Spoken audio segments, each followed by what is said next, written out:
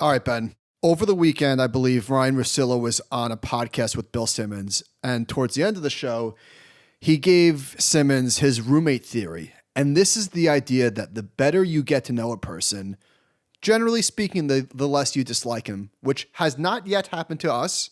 I mean, you and I still love you all the same. It might be happening with our audience. They might be getting tired of us. I hope not. But that's the theory, is that the more you get to know somebody, it's very often that you like somebody a little bit. You get to know more, and you're like, wow, what a great person. Usually you find that stuff that they irritate you, get under your skin, and you like them less as a result. Yeah, you live with someone, you're always going to find something that annoys you about them. Right. And what he was getting at was this. In 2021, we've never known each other better as a result of social media. And so one of the things that happened over this weekend that caused a little bit of a stir was Charlie Munger just not relenting at all on cryptocurrency. I forget what he said, but he's not into it. I forget what the exact quote was. He's sticking with the rat poison. Yeah. So what do you do when somebody you deeply respect says something that you completely disagree with? I think the tendency of people sometimes is to too quickly dismiss them, write them off, instead of just saying, I respect this person, but I just, I agree with, I admire this person. I don't agree with what they said here. And that happens. It should happen at least all over the internet, because I highly doubt that there's anybody that you follow who you agree with everything that they say. That would be kind of weird. So another thing that spread like wildfire over the internet this weekend was Professor Galloway's tweet about upgrading your peer group. And exactly what he said was this: you constantly want to be upgrading your peer group. You want to hang out with smarter, more successful, more interesting, higher character people, because you will rise or fall to the level of your peer group. And the internet took this and ran with it, quote, tweeted to a gazillion. Honestly, I like Scott Galloway. I happen to like him. I think the Algebra of Happiness was a terrific book, but some of the things that he does are cringy.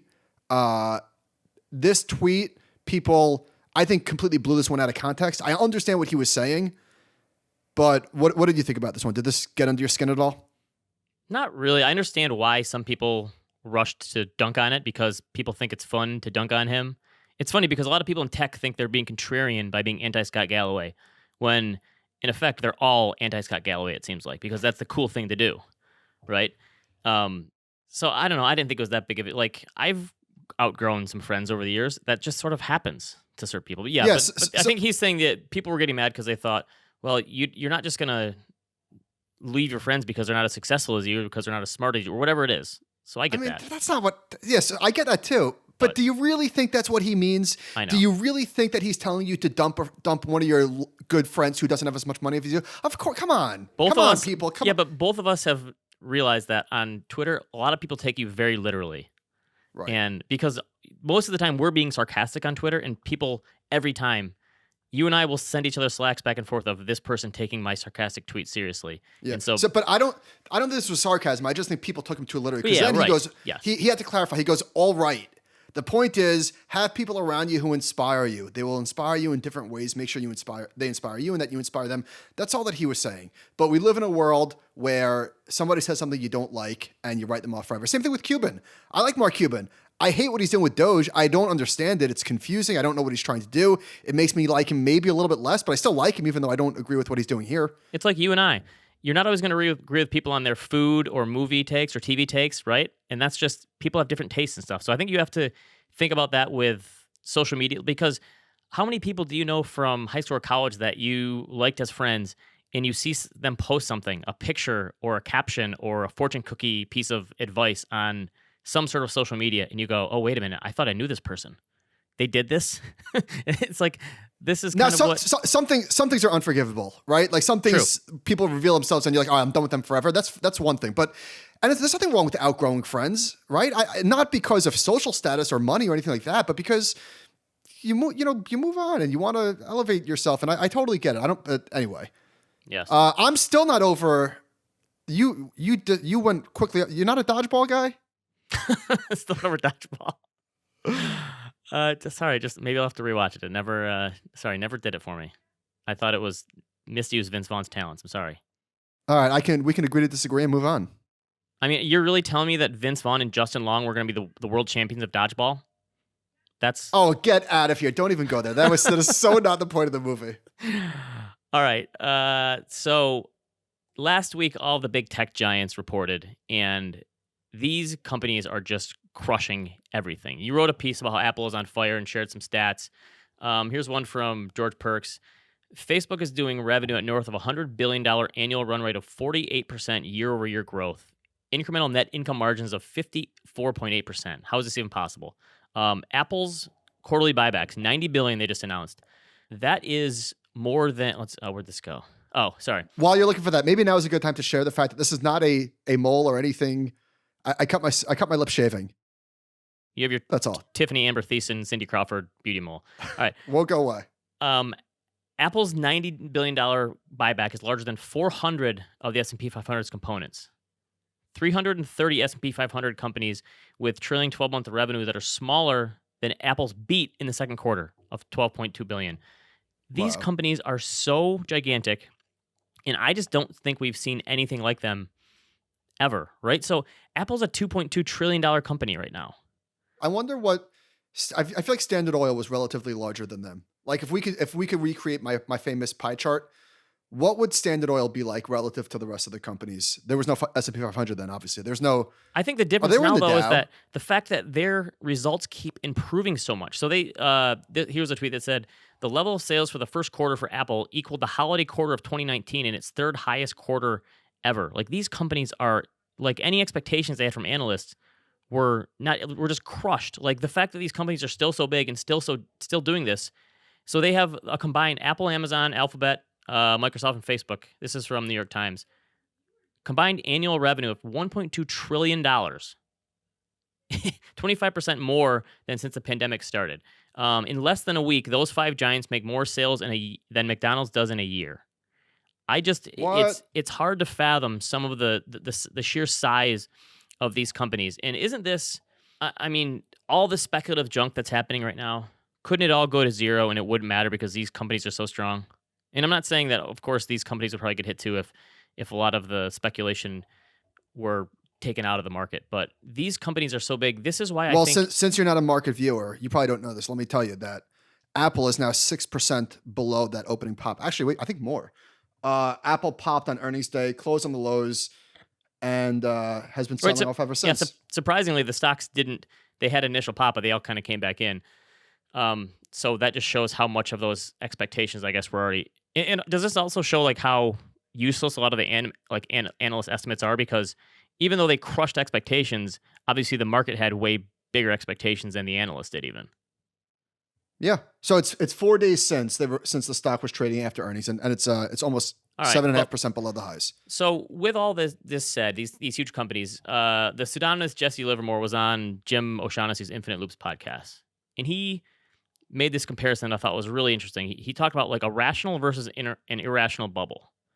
And he was saying an irrational bubble would be something like, let's say Bitcoin is at the prices it currently at and it's rising really high, or Ethereum, but you can create an infinite amount of them.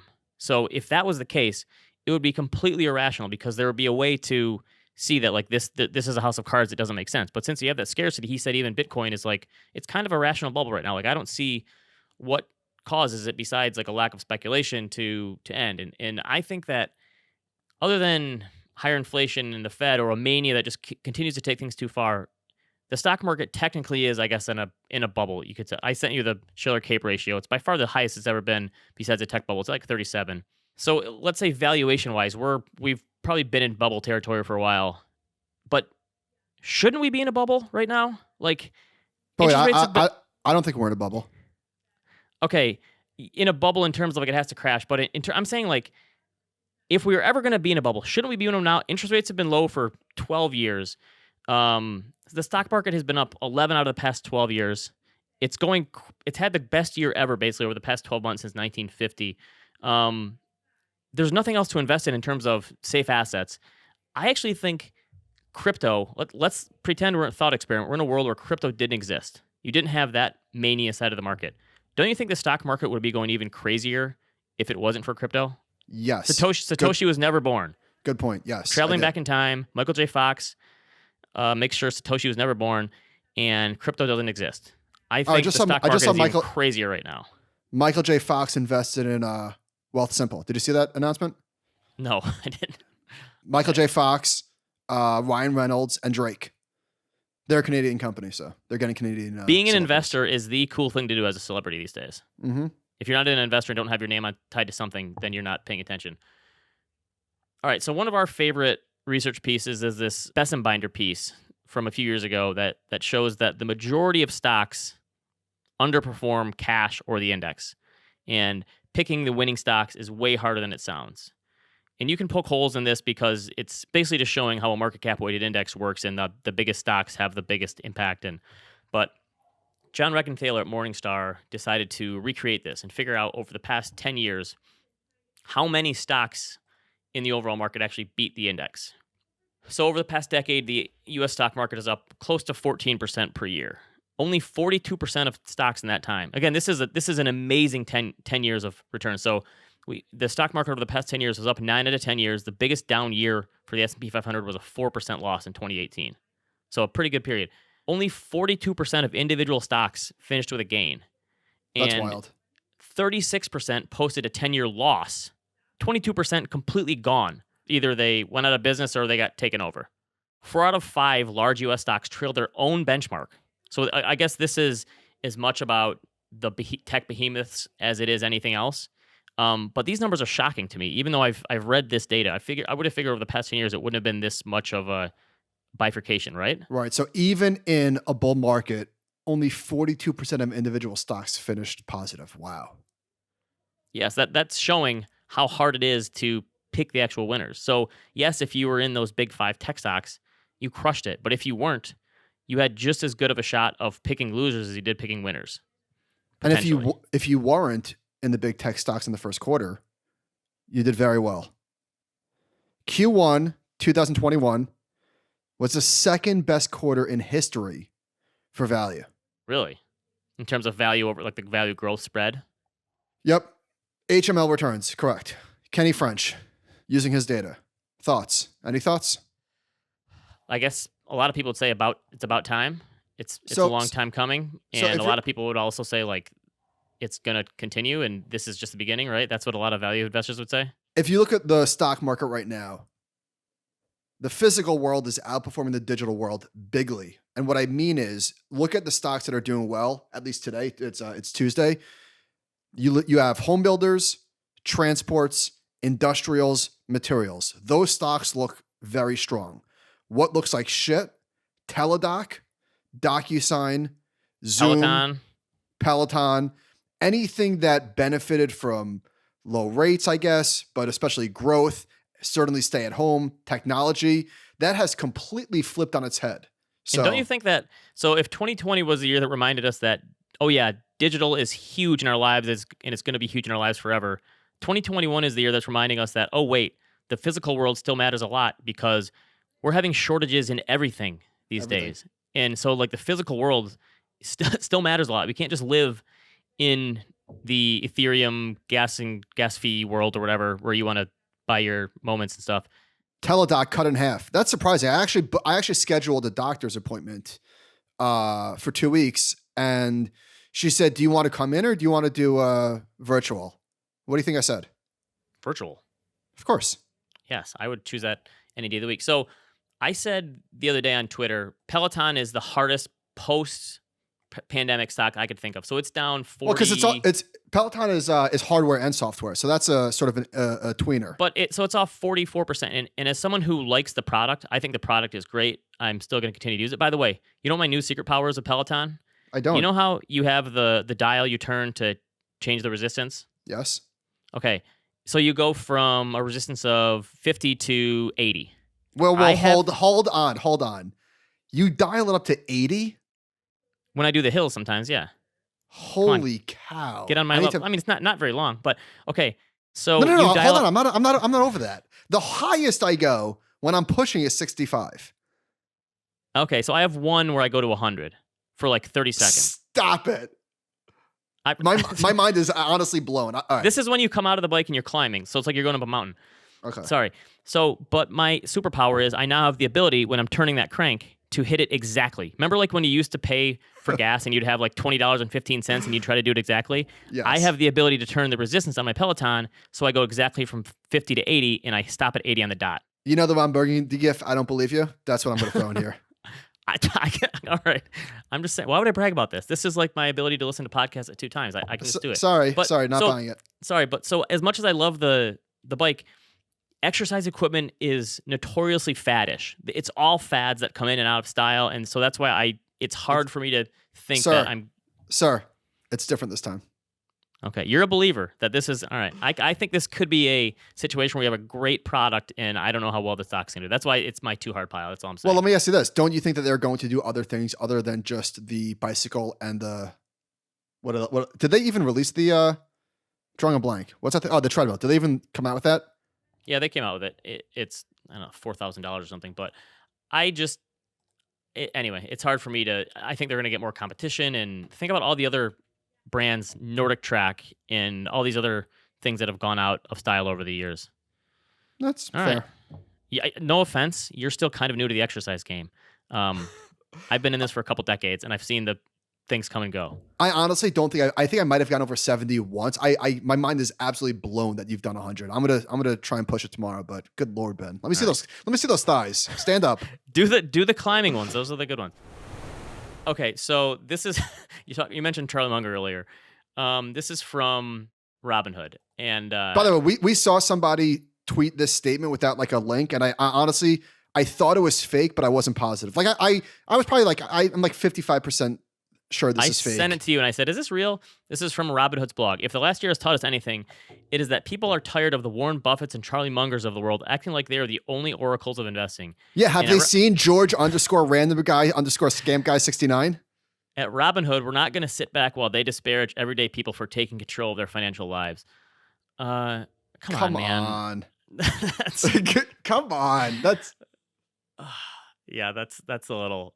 Honestly, Warren Buffett has done more to educate investors than anyone, maybe besides Bogle. Yeah. But as far as like being the greatest investor of all time, the fact that he has shared so much over the years is like a testament. And he's always pushed for people to invest in index funds. And here's another thing. Give me a break, Robin. Here's another example. Like I'm not sure how I feel about Robinhood. I like I like some aspects. Some aspects I don't. This is an example where I'm like, come on. Yes, we can have a love-hate. Okay, here's why Robinhood is like walking around like with the biggest belt buckle in the bar.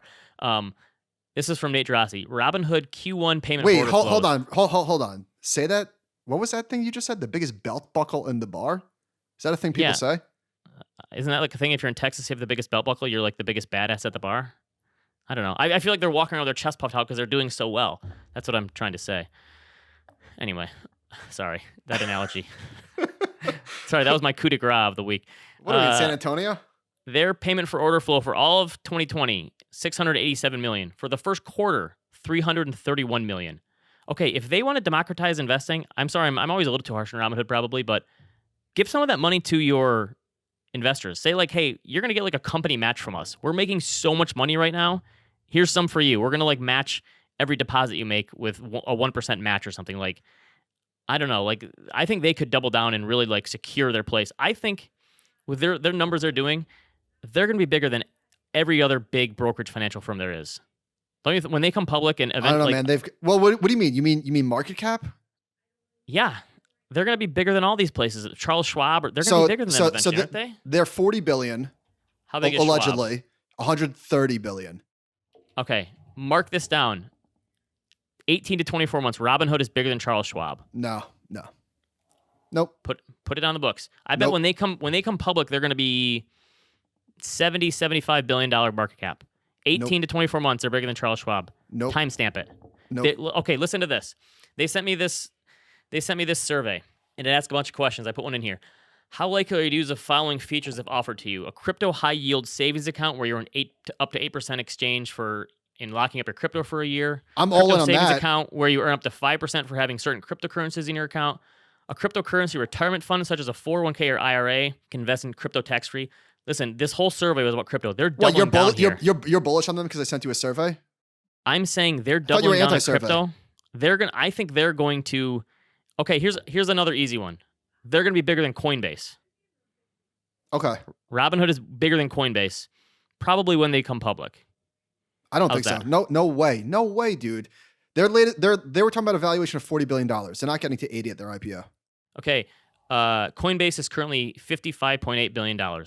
When Robinhood comes public, they're bigger than Coinbase. Okay, fine. I thought Timestamp it. Coinbase This was company is going. I've just succumbed to it. By Robinhood is the way, going to be huge. You're throwing timestamps everywhere. Be careful. I'm putting it out there. I think the stuff they're doing and as much money as they're making, they are going to be enormous if they can stay out of their own way. Which All right, sometimes well, they still can't. There was an article last week. Robinhood has a customer service problem. A mental health therapist. Oh, in your neck of the woods, Lake Orion, Michigan. Is that near you? Other side of the state. Okay. Was notified on February 4th that his account was frozen. This is from the Wall Street Journal. Following weeks of back and forth with Robinhood over some bank transfers that went awry, he watched his portfolio plunge in value while Robinhood repeatedly missed the 1 to 3 day window in which it told him to expect a response. He could have sold shares, but his proceeds would have been trapped at Robinhood until his accounts were restored. So here's what he said. At this point, I've sought more professional help on the matter, and I am losing sleep.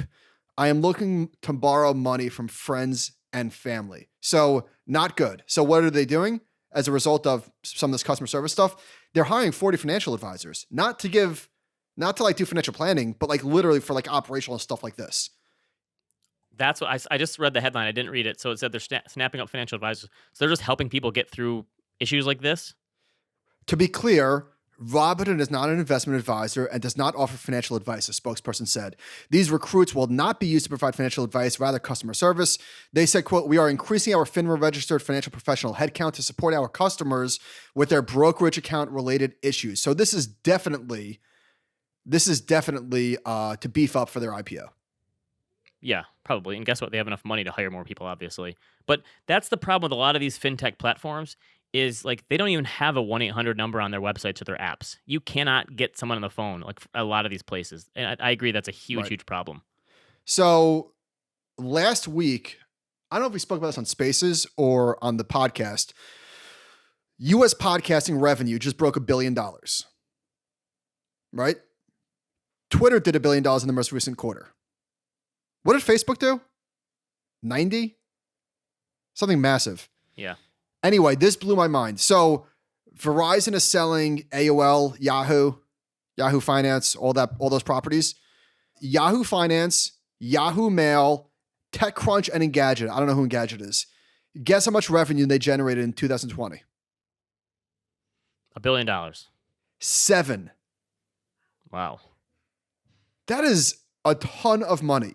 Yahoo Finance and Yahoo Mail did $7 billion of revenue in 2020. Podcasting just broke $1 billion for context. And so if Twitter did $1 billion in the quarter, let's say annualize that, they're a little more than half of what these Yahoo entities made. I mean, Twitter is still tiny on financially, relatively speaking. So they did announce today, I sent this to you, that they're going to allow people to charge for spaces in the future. If you want to do a live audio event, you could charge people to come on your spaces. That's cool. By the way, you and I were on Locker Room on draft night.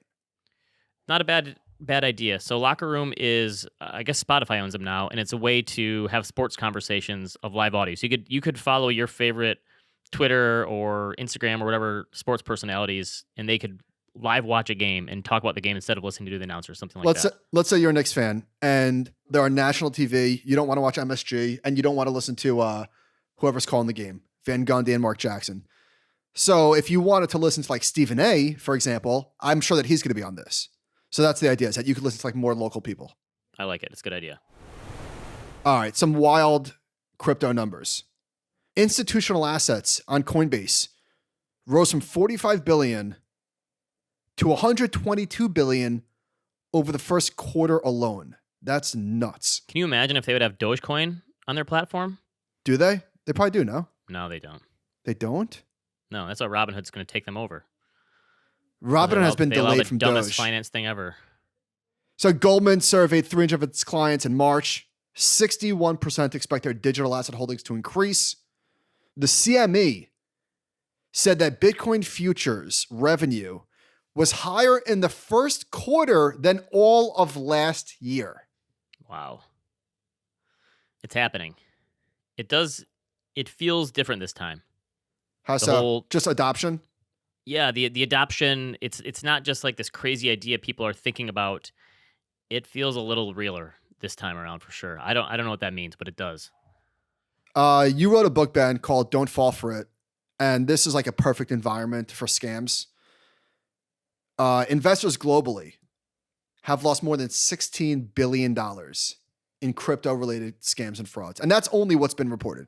Crypto is the perfect asset for scams and frauds. Yes. You have people who don't understand anything about what it means. You have this unbelievable narrative. It's new technology and innovation. It's really difficult to understand for the layperson, and a lot of people want to pretend like they understand, even though they probably don't. So this area is just ripe for scams and hucksters and charlatans, and this is going to get way, way worse, especially with all the new stuff that's coming out, all the new cryptos that come out. It seems like on a weekly basis. There's an exchange called Luno. I think they're based in London. They did a survey and found that 55% of their clients had no other investments. What, meaning crypto is it? Yes. Wow. Okay. That's all the money off the sidelines, I guess. I mean, if you're a 21-year-old person, why would you invest in stocks? So 60-40 for a 20-year-old person is 60% Doge, 40% Tesla. So Tesla is your stock. That's it. But seriously, right? if I'm a young person and I'm just coming to the market and I'm learning about everything that's going on, I'm not buying Apple. I'm buying Doge. I don't know. I'd probably buy a target date fund still, but that's me. That's true. So what is Doge up today? I mean, I don't want to talk about it. Sorry. All right, fine. I'm kidding. I'm just joking. Okay. Oh, because you're salty about Doge. Doge is up 40% right now. Unbelievable. All right. Here's still the dumbest bull market ever. Sorry. That's okay. It's morphed into it. It's gone from the most hated to the most dumb. By the way, Doge is bigger than Coinbase. All right. Oh my God, dude! Doge has a market cap of $73 billion. God. So here's the good side. Here's the good side. We talk all about maybe Robinhood, at least Buffett said, taking advantage of people's instinct to gamble. So there was an article in the Journal about TikTokers giving financial advice, and one of the quotes is from The headline is just perfect. Just read the headline. TikTok is the place to go for financial advice if you're a young adult. Right. No, it is not. Please do not go to TikTok for financial advice. Now wait. Kim, a 30-year-old footwear company sales director in California, said, I have no idea why I bought what I bought. They just said buy Ethereum, so I did. It feels kind of stupid saying that, but I find myself getting influenced on TikTok all the time. Okay, it's easy to take this out of context and say this is the dumbest thing ever, blah, blah, blah. She invested $100. Okay? Big freaking deal. And you know what? I think that there are a lot of people that are doing very, very dumb things and being irresponsible. But don't you think that a lot more people are learning? And even if it sounds ridiculous, and I do think it is, don't you think there's a lot of people that are just betting money that they could afford to lose? I guess the pros outweigh the cons in terms of people actually opening up an investment account and a brokerage account. That's a good thing. That's a good place to start. Right? Yeah, I would say that's somewhere where the pros outweigh the cons for me. I just don't know how a lot of these people ever learn how to invest wisely if this is what they're doing. I don't know. Yes, that is the concern. That is the primary concern, is that if you come to the market through the lens of this is a casino, can you shake that? Can you grow out of that? Because if you think it's a casino and then you lose 70% of your money, you go, see, this thing is rigged against me. I'm never coming back. Right. But I guess that happens to people all the time, no matter what. So I guess, who knows? Okay. From Sentiment Trader, I'm curious to hear your thoughts on this. So far in 2021, most trading systems using technical indicators have lost money. As a group, they have lagged the S&P 500's buy and hold return by 16%, tied for the worst performance in 25 years. So he's basically saying this is an awful year for technical analysis. The technical analysis people on Twitter, the CMTs, if you will, were not happy with this one, I don't think. Yeah, so this was interesting time because I swear to you, Ben, I had this as a draft and I didn't tweet it because it's not a good tweet, but I was going to tweet something like the best time to buy is when you desperately want to sell. And what I meant was it seems like more and more we're seeing false breakdowns where you have like horizontal support potentially where let's just say that a stock bounced at one level, it rallied, and then it failed and then it sold off and then it broke that previous level. Like it broke quote support. That oftentimes has been a false breakout where it breaks below what people think is a key level and then it rallies.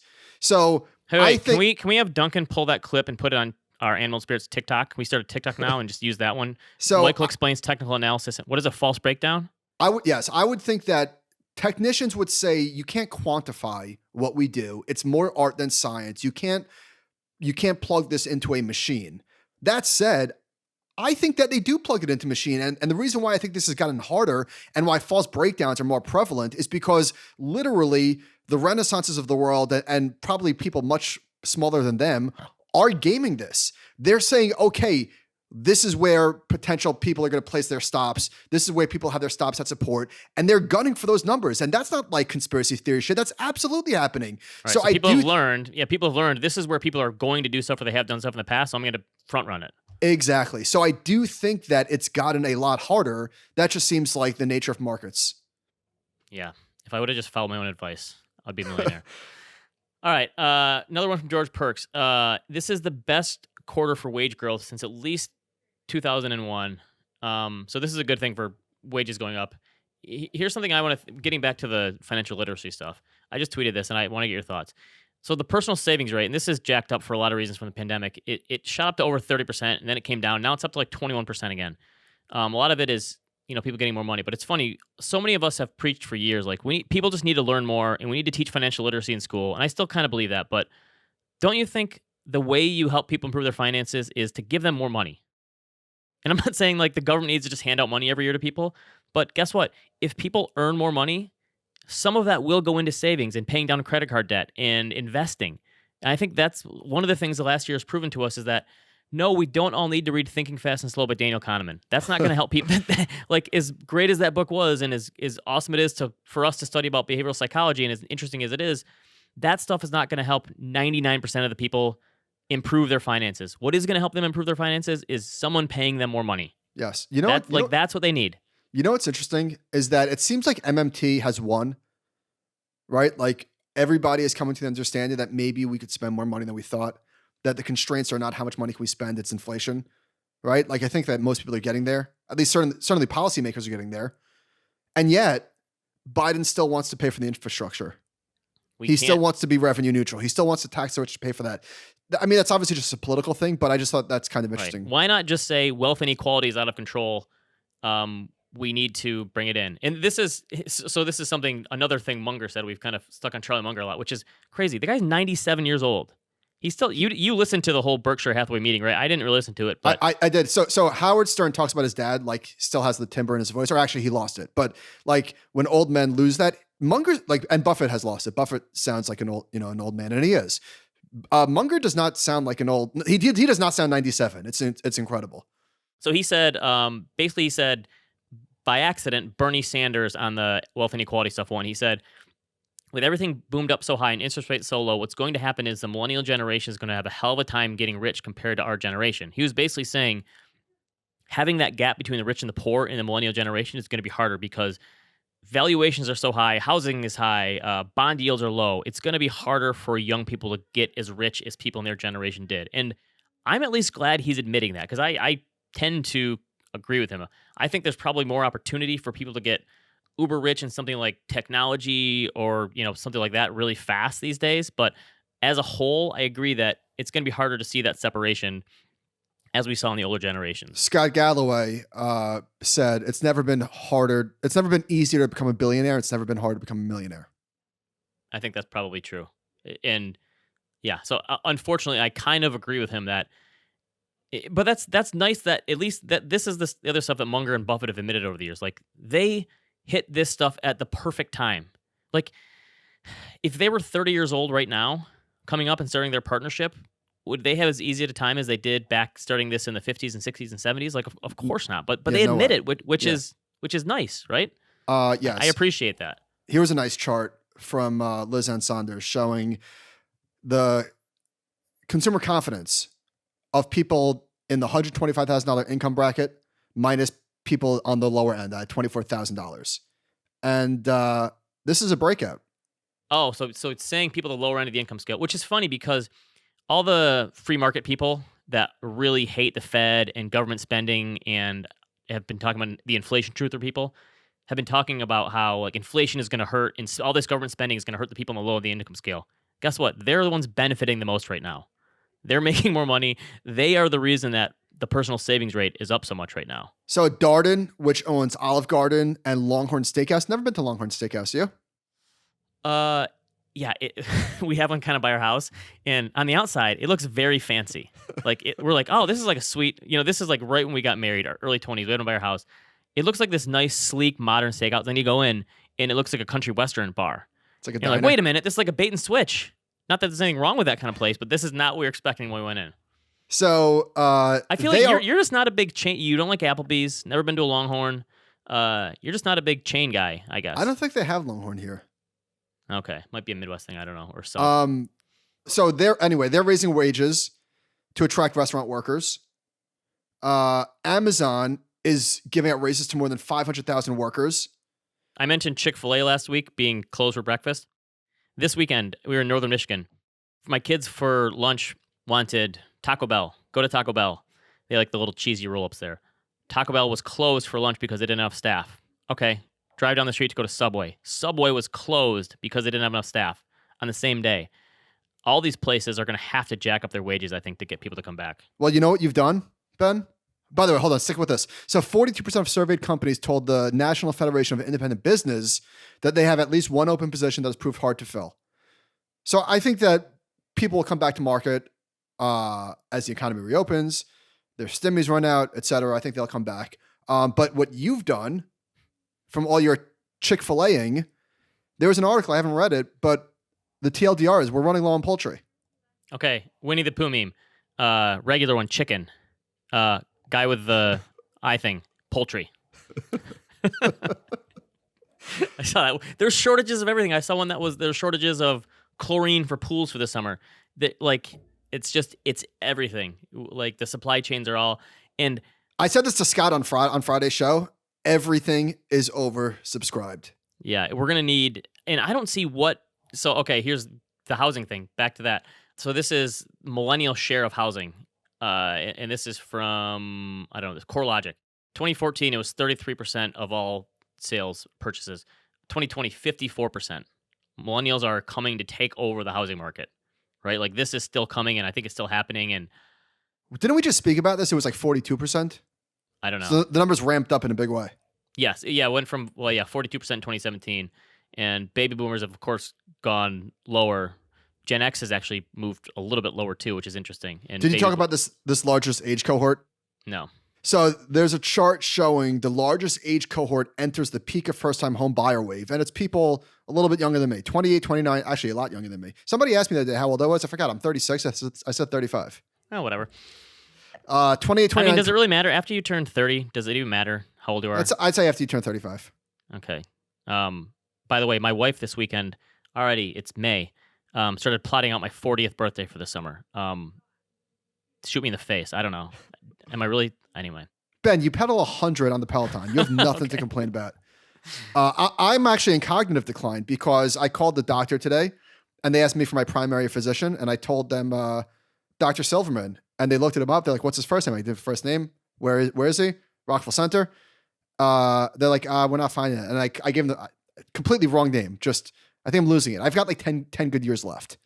Okay. I made up the last name. My thing with names, I still get this. I meet someone. Hi, what's your name? Say the name. 3 seconds later, I got nothing. Yeah. Completely out of my head. All right. Yeah. Another shortage thing.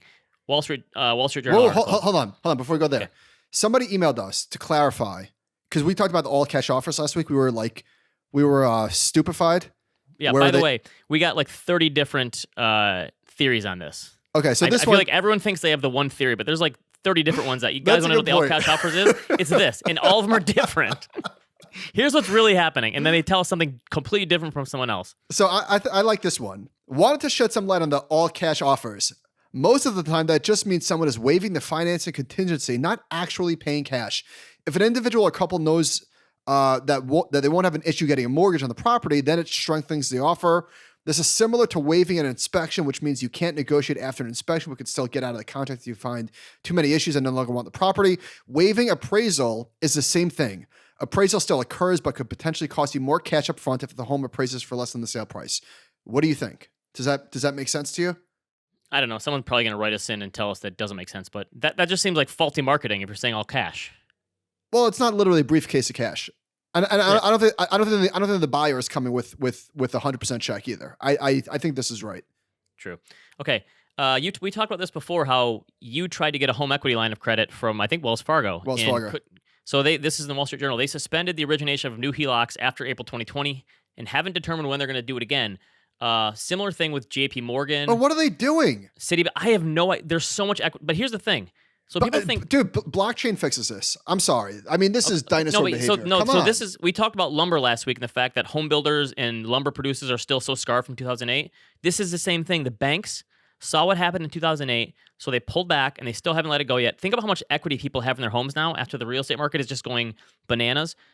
I'm sorry, but if people think things are crazy now and in a mania, what happens when people are allowed to tap the equity in their homes and take this cash out and do stuff with it? This just seems like another piece of cash on the sidelines and a leg higher in something, doesn't it? Like if people actually, these are the biggest banks in the country. I'm sure people are going elsewhere and they're refinancing for cashing out or something, but the fact that they're not letting people take their home equity out right now, like this is crazy. That's a good point. Like this is more cash on the sideline. Like things could still get way, way crazier. All right, like, I'm calling for Cape 40. It's already at 37. We're gonna break through the tech bubble. That's where I'm at. What was the high then? 42? 44 maybe. But I mean, unless earnings just go crazy because the economy goes nuts. But I think Cape 45 or 50 is within our sights. Another timestamp. 3 timestamps for me. I don't know. Why not? So we spoke with Collectible about the PSA grading company bought an AI company, I guess, to help like speed up the process. By the way, if you say AI, like it means nothing to me, but the fact that they're doing it, like I'm like, ooh, interesting, right? Like, so there was an article in Vice somebody sent to us. Pokemon cards are selling for hundreds of thousands of dollars. Did you read this article? I did. So there was a quote in here. The reality is that we recently received more cards in 3 days than we did during the previous 3 months. Okay, someone, after we talked about collectibles, someone sent me this picture from Target. To ensure the safety, this is a sign on their store, to ensure the safety of all guests and team members and their fair distribution of high-demand items, all MLB, NBA, NFL, and Pokemon cards will only be sold on Fridays at 8 a.m. on a first-come, first-served basis. What the? So, okay, remember you asked Ezra at Collectible, what are the shitcoins of cards? Pokemon is the Doge. Pokemon is the Doge of trading cards. Oh, that's good. That's good. That's it, right? That has to be it.